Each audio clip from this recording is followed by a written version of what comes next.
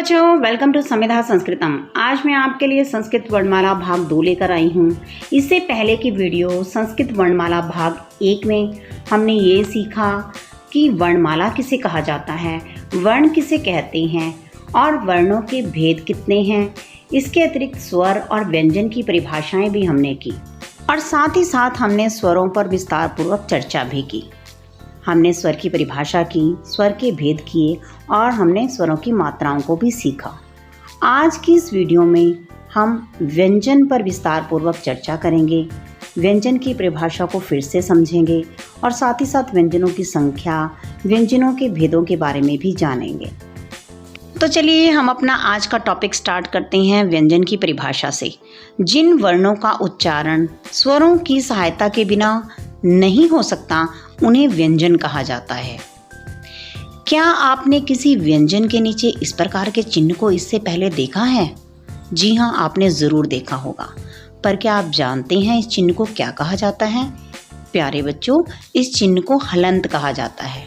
वास्तव में तो शुद्ध व्यंजन हलंत के साथ ही लिखा जाता है, परंतु व्यंजन का उच्चारण स्वर की सहायता के बिना नहीं हो सकता है। जैसा कि अभी हमने परिभाषा की, तो व्यंजनों में स्वरों को जोड़ा जाता है। इससे पहले की वीडियो में मैंने आपको बताया था कि स्वर जो हैं मूल रूप से तो प्रयुक्त होते ही हैं, साथ ही साथ व्यंजनों के साथ मात्राओं के रूप में भी प्रयुक्त होते हैं। जब व्यंजनों में स्वर जुड़ जाते हैं, यानी कि स्वर की मात्राएं जुड़ जाती हैं, तो व्यंजन का उच्चारण करना हमारे लिए आसान हो जाता है।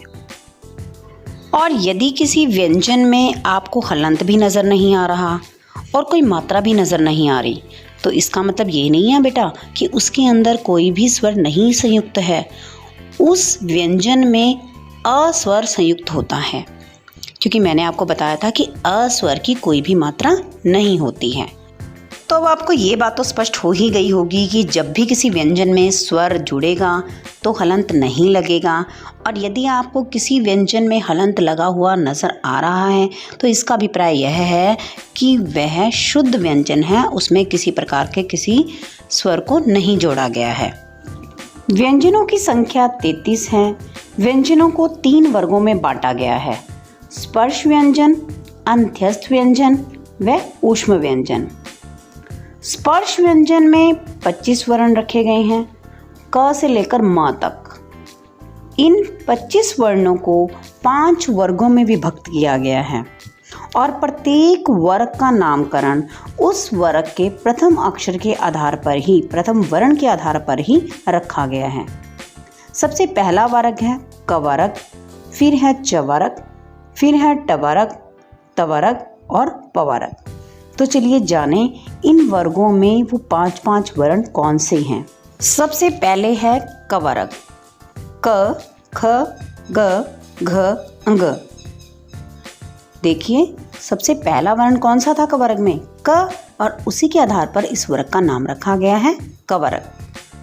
दूसरा वर्ग है च वर्ग।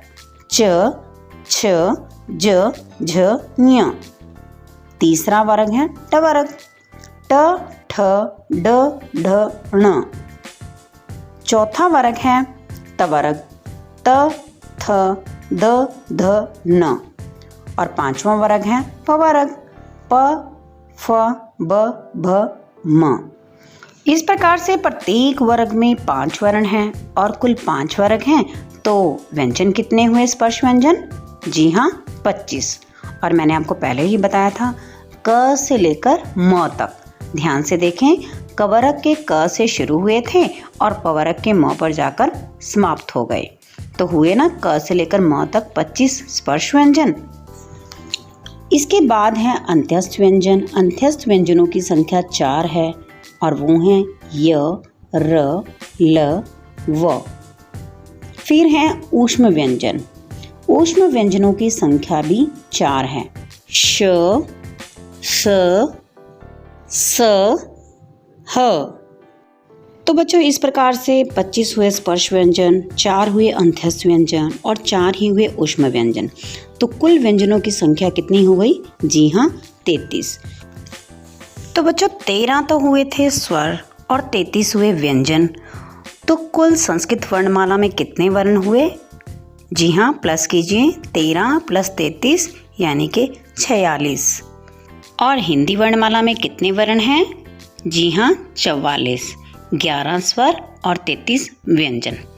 तो आपको ये अंतर हमेशा याद रखना है कि संस्कृत वर्णमाला में जब आपसे वर्ण पूछे जाएं कितने वर्ण हैं तो आप उत्तर देंगे 46, और जब आपसे हिंदी में वर्ण पूछे जाएं कितने हैं तब आप उत्तर देंगे 44।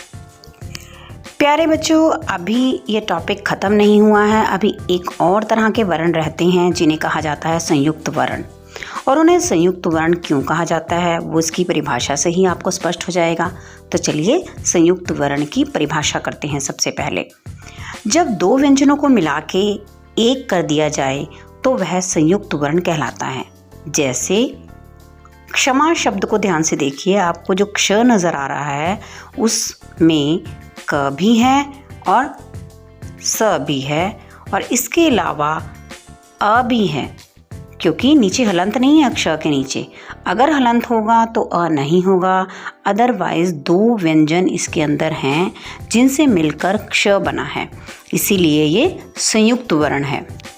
मित्र शब्द में जो त्र है वो त और र से मिलकर बना है। इसके अतिरिक्त इसमें अ स्वर भी है, क्योंकि त्र के नीचे कोई हलंत नहीं है। यदि हलंत का निशान होता तो यहाँ पर अ ना होता। अगला शब्द है ज्ञान।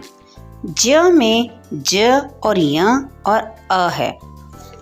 प्रगति शब्द में प्र में प है, र है और अ है, क्योंकि इसके नीचे भी कोई हलंत नहीं है।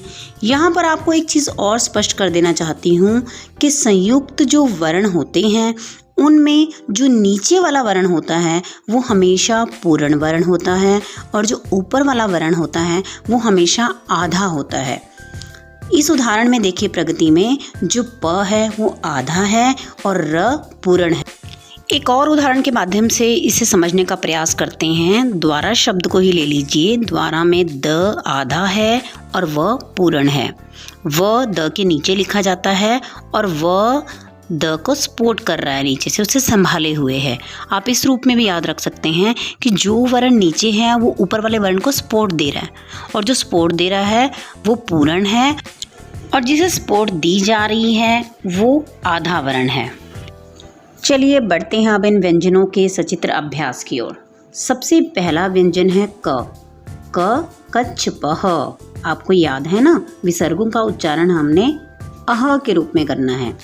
क कच्छ पह। कच्छ पह का अर्थ होता है कछुआ। ख खड़गह। खड़गह का अर्थ होता है तलवार। ग गजह। गजह का अर्थ है हाथी। घ घटह। घटह का अर्थ है घड़ा। अंग। च चंद्रह। चंद्रह का अर्थ है चंद्रमा। छ छात्रः। छात्रः का अर्थ है छात्र। ज जंबीरः। जंबीरः का अर्थ है नींबू। झ झषः। झषः का अर्थ है मछली। इय। उसके बाद आगे बढ़ते हैं टवर्ग की ओर। ट टंकः। टंकः का अर्थ है ठप्पेदार मोहर। ठ ठाकुरः।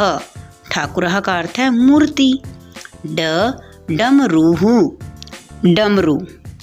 ड ढक्का। ढक्का का अर्थ है ढक्कन। ण। आगे बढ़ते हैं त्वरक की ओर। त तड़ागह। तड़ागह का अर्थ होता है तालाब। थ थकारह। थ वर्ण को थकार भी कहा जाता है। द दीपकः। दीपकः यानी कि दीपक। ध धनुषः। धनुष। न नकुलः। नकुलः का अर्थ होता है नेवला। प परशुः। परशुः का अर्थ है कुल्हाड़ी। फ फणः। फणः का अर्थ है सांप का फण। ब बकः। बकः यानी कि बगुला। भ भक्तः। भक्त। म मकरः। मगरमच्छ। य यज्ञः। यज्ञ। र रथः। रथ। ल लकुटः, लकुटः का अर्थ है लाठी। व वटः, वटः बरगद के पेड़ को कहा जाता है। श शशकः, शशकः का अर्थ है खरगोश। ष षटकोणम, षटकोण। स समुद्रः, समुद्र। ह हिरणः, हिरण। तो प्यारे बच्चों, आपने इन सभी व्यंजनों को भी अपनी नोटबुक में लिखना है और अच्छे से समझने का प्रयास करना है। साथ ही साथ इनके उच्चारण का भी अभ्यास करना है। जल्द मिलेंगे नए टॉपिक वर्ण विच्छेद के साथ। तब तक के लिए take care and bye bye.